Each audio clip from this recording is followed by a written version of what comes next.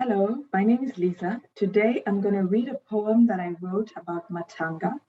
Matanga is a roadside equatorial town in Uganda. This is the home of my ancestors and my people, and it is a beautiful small town with a soul and a very vivacious community. So I hope you enjoy this poem.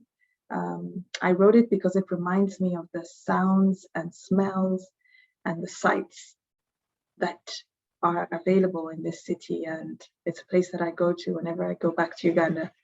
So I'm going to start reading it now, and I hope you enjoy it.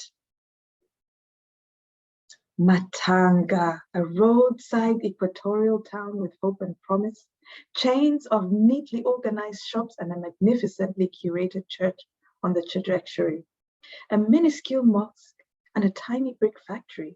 Authentic organic markets thrive. Fresh vegetables, meat, food kiosks, and cyclists strive.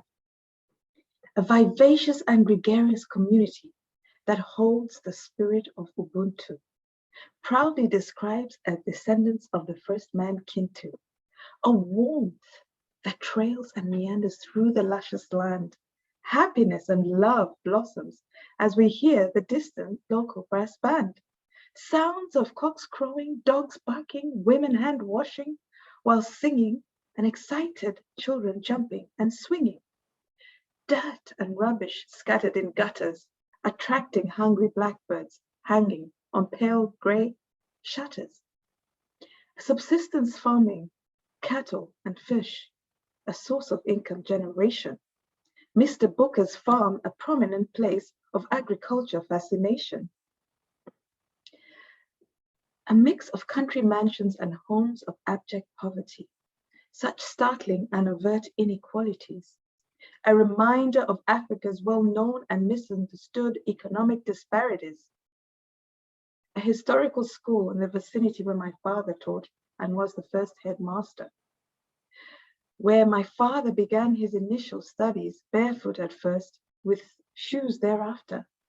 He became a topic of gossip as the first student to wear shoes in an era with no internet and very limited news.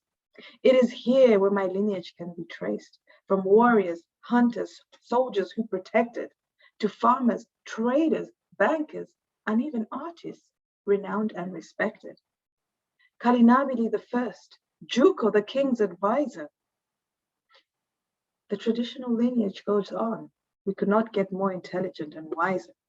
It is here where my ancestors built their legacy, where they lie in bones, covered with vegetation and rugged stones, where male heirs build their country homes. It is here where we remember our people, their history, their trials and their tribulations, their struggles, their joys and jubilations.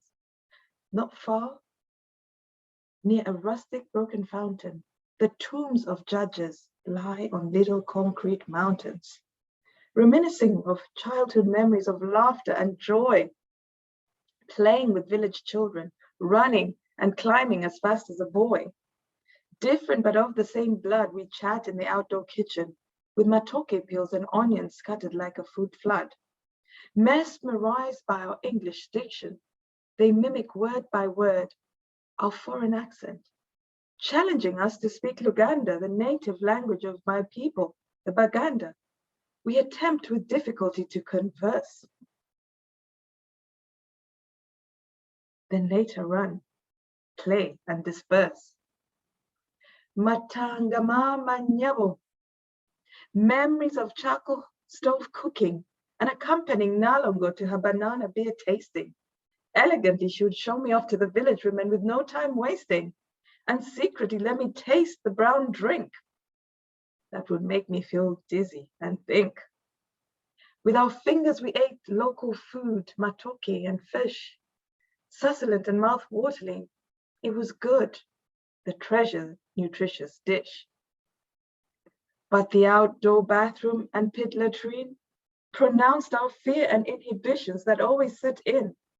We braved and ventured the village life while striving. Tales and vivid superstitions, surviving. A simple ancient cottage bears historical significance. wartime stories that Jaja told us, with persistence, beaming with glory as he stood tall, pointing at a monumental hole in the living room wall. He survived a bullet that almost killed him. We gasped and cried, but with his natural smile and wisdom, we were reassured and sighed. He usually uttered a few Latin words to my father, a familial seminar code of secret communication, an opportunity for us to wander in speculation and beam with pride and quiet adoration. Matanga, the treasured land of my father, a place I take my children to learn about heritage, discover how from humble beginnings we have risen and become a great people with knowledge, family, and history. Matanga, the home of my people, the Umvuma clan, the backbone of an intelligent generation that have strived to build our village and nation. Thank you very much for listening to my poem.